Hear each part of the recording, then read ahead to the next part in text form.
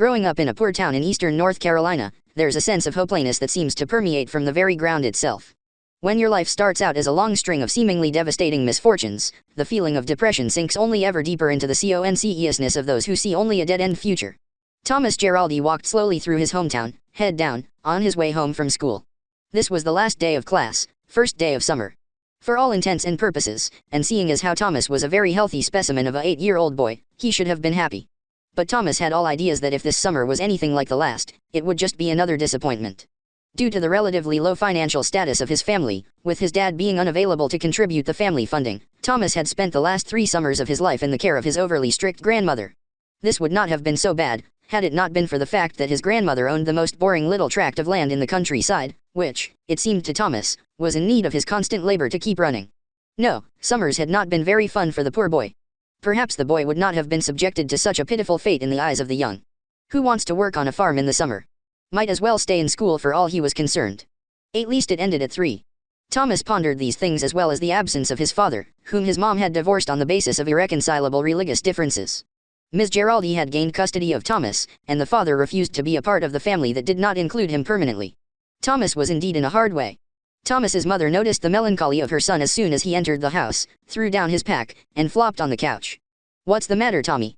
Miss Samantha Geraldi tried to keep a straight face at the sight of her son looking so down. She knew exactly what was bothering him, as Thomas had vehemently and constantly expressed his disdain at the idea of joining his grandmother for another summer of farm work. "Nothing, just leave me alone." Thomas was mad. It just wasn't fair.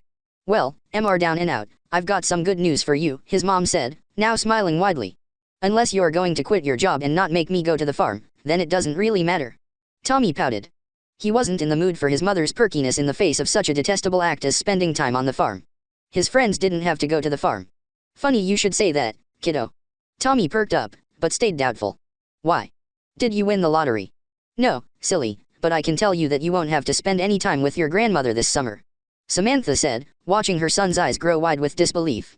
"That is, unless you want to. In which case it's fine by me." Smirk. "No. God no. Anything but the farm. There's nothing to do there, except chores." Tommy was shocked. How could his mother even think he would want to go back to that boring little plot? "Oh, all right then. You know I've been getting a lot of new house cleaning jobs lately," Tommy's mother explained, "and one of the ladies I have been cleaning for works at a small daycare right here in town. But I thought you couldn't afford a day camp, Mom." Tommy pointed out, as obvious as any 8-year-old is. "Yes, I know what I told you, but this lady agreed that somewhat in payment for my services, she would give me a discount off of what they normally charge to keep children." "Really? You mean I don't have to stay with Grandma?" "Thank you." Thomas was overjoyed. This was great news. "Now don't get all worked up about it yet, I haven't told you the catch." "Catch?" Tommy half-heartedly asked. He didn't care as long as he didn't have to go to the farm and said as much. Anything's better than being Grandma's little helper again for the whole summer. "Well, hear me out. This daycare usually only accepts children under the age of 4, so you may not have many kids your own age to play with." "That's okay, Mom." Tommy was just glad to get out of chicken feeding duty for once, "as long as I can bring some toys or my Game Boy or something." "Oh, that's fine," Mr. Kenner said she wouldn't mind. That's Ms. Geraldi, thinking ahead for Tommy. "However, she said that you would still have to follow some of the rules that all the other kids follow." "Like what?" Tommy inquired, still not really bothered by the lack of other kids his age. He could play. "Well, you have to take a nap, which I've already got you a kinder mat to sleep on. Plus, you can only play outside when there are adults around, for obvious reasons." "Okay, no problems. If I don't have to clean any more pigs, a little nap is nothing." That's the old Geraldi spirit. "I knew you'd probably like this better than your grandmother's farm. I've already made arrangements for you to stay at this daycare for the rest of the summer." "Thanks, Mom. I love you." Tommy was bounding off the couch now. "Will I still be able to play with my friends when you get off work?" "Of course. Why do you think I worked so hard to let you stay in town?" Thomas was just bursting. So what if he had to spend a little time around some little kids? He could still hang out with friends, and play his Game Boy or do whatever else he could at the center. This was shaping up to be the greatest summer of his young life. Later that night, before bed, Thomas Geraldi unpacked his books from his school bag. In the place of them went his Game Boy, some choice G.I. Joes, a few Transformers, the Kinder Mat, some fantasy books for reading, a Walkman, batteries, and hopes. Growing up in a poor town in eastern North Carolina, there's a sense of hopelessness that seems to permeate from the very ground itself. When your life starts out as a long string of seemingly devastating misfortunes, the feeling of depression sinks only ever deeper into the consciousness of those who see only a dead-end future. Thomas Geraldi walked slowly through his hometown, head down, on his way home from school. This was the last day of class, first day of summer. For all intents and purposes, and seeing as how Thomas was a very healthy specimen of a 8-year-old boy, he should have been happy. But Thomas had all ideas that if this summer was anything like the last, it would just be another disappointment. Due to the relatively low financial status of his family, with his dad being unavailable to contribute the family funding, Thomas had spent the last 3 summers of his life in the care of his overly strict grandmother. This would not have been so bad, had it not been for the fact that his grandmother owned the most boring little tract of land in the countryside, which, it seemed to Thomas, was in need of his constant labor to keep running. No.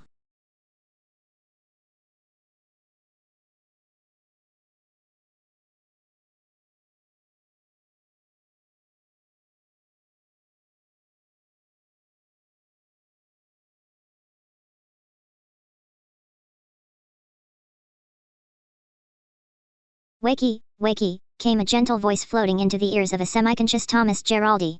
It's time to get up. Come on Mom, it's summer, can't I sleep in a little? Tommy rolled over and tried to pull the covers over his head. I will be having none of that. Tommy's mom pulled back the covers, rolled her son over, and shook him gently. You gotta get up now, I've got to be to work soon and you have to go to daycare. That's right. Thomas shot to a sudden wide awakeness. This summer he wouldn't be sentenced to a desperately boring existence of farm work at his grandmother's farm. He was gonna stay in town, even if it meant having to spend his days surrounded by smaller children. Go get washed up, and don't forget to brush your teeth. Ms. Geraldi was forced to raise her voice as Tommy jumped out of bed and ran to the bathroom. He seems happy. Tommy quickly washed, rinsed, brushed, dressed, and above all else, hurried.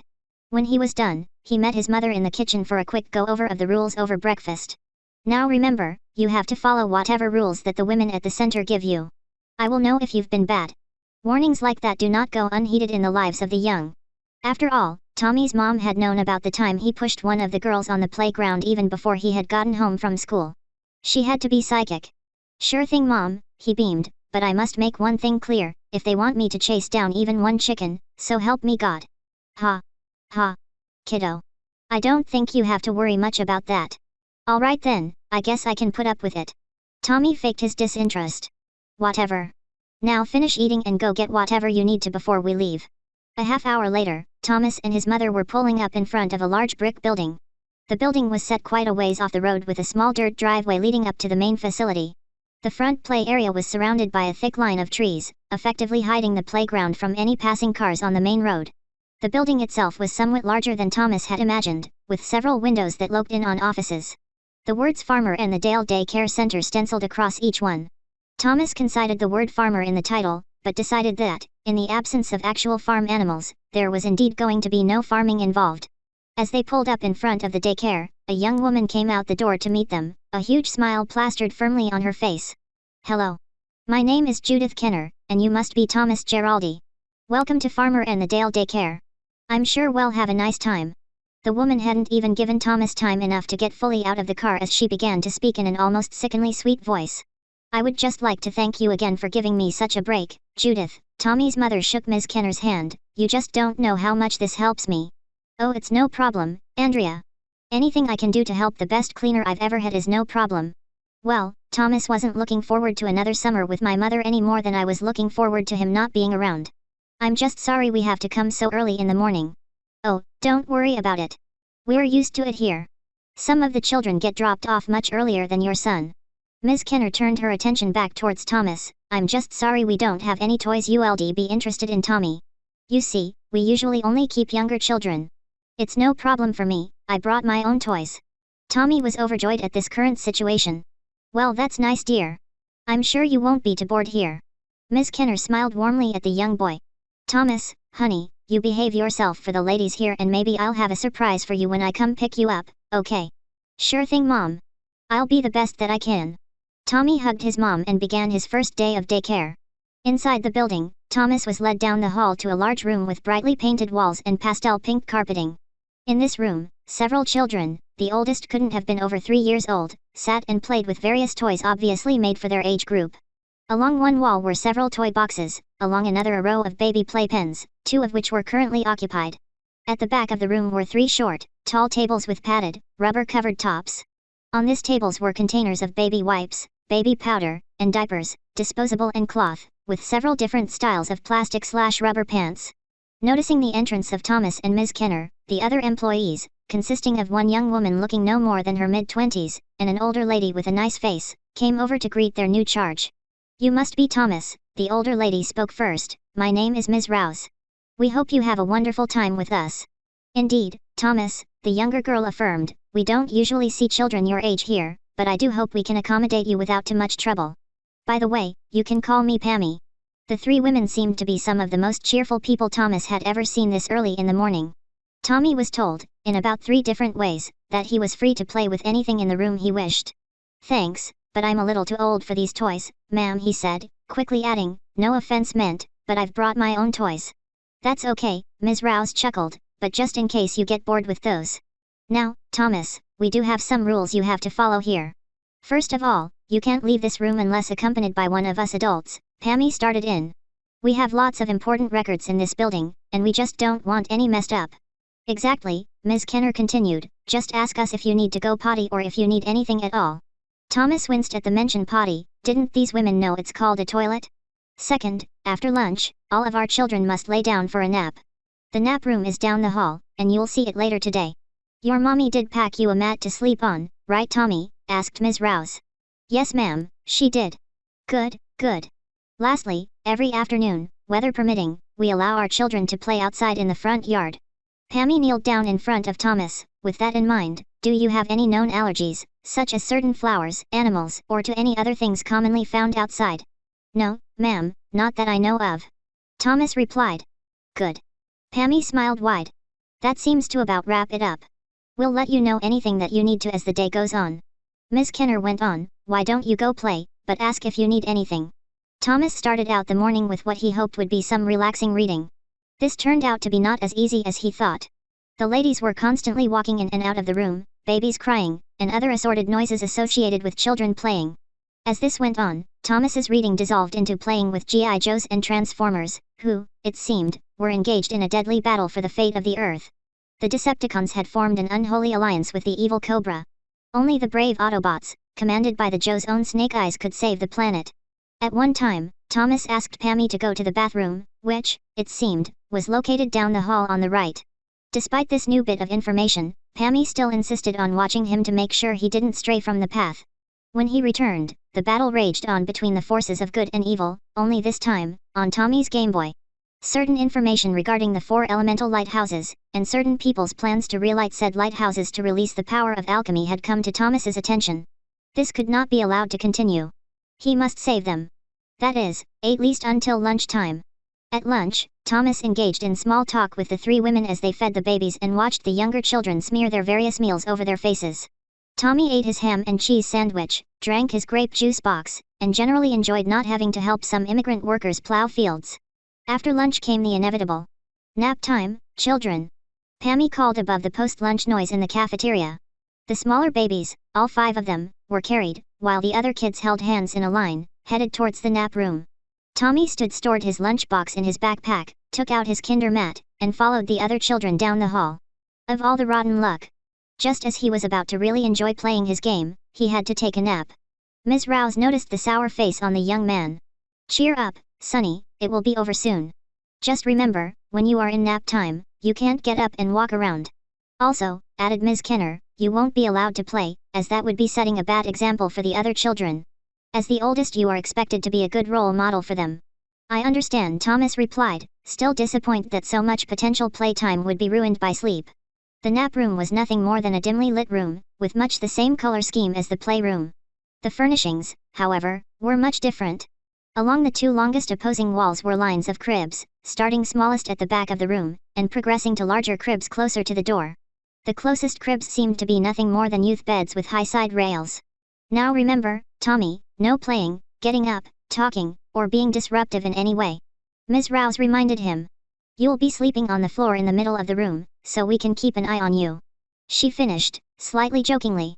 "Yes ma'am," Thomas said, while folding out his Kinder mat in the center of the room.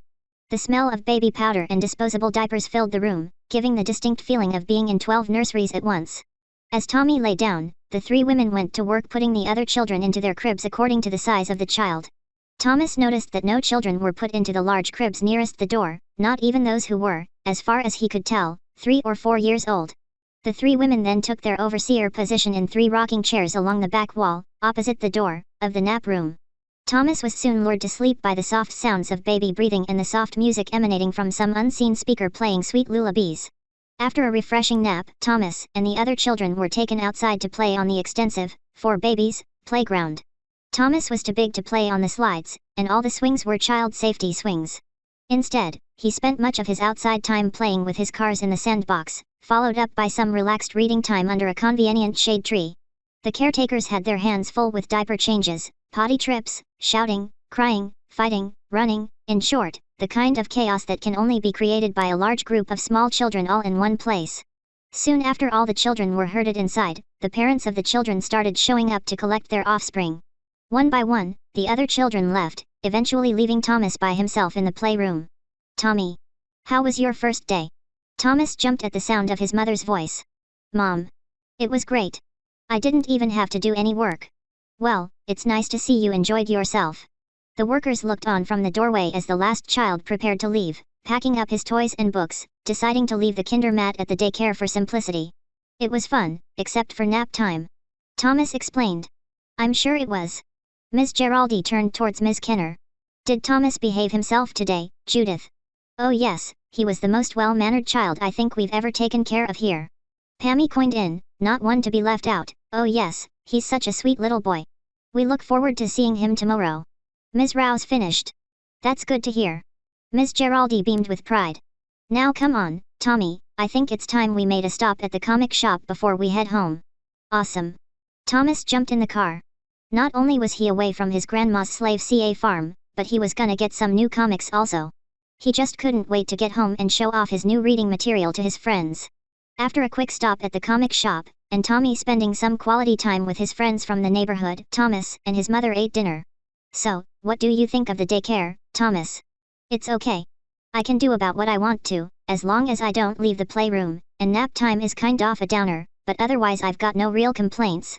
"Well, I'm glad you like it. I've also got some hopefully good news." "What's that, Mom?" "Well, today I ran by the local historic society, there was an ad in the paper, and they're looking for someone to help keep the historic houses in town clean. The only thing is that they have to be cleaned only with period methods and materials." "Okay." Thomas was puzzled. His mom had been raised on a farm that, in his mind, existed in a time bubble devoid of any modern niceties such as running water and indoor plumbing. "What's so bad about that?" "Nothing." "Oh, Tommy, I do so hope I get this job. It could mean the end of all our financial troubles." Ms. Geraldi stared off into space, a dreamy look in her eye. "Well, good luck." Thomas didn't care. It didn't concern him how his mom made money, so long as she was able to keep paying for him to stay in town. "Well, let's get cleaned up here, okay?" The rest of the night went the same as any other night.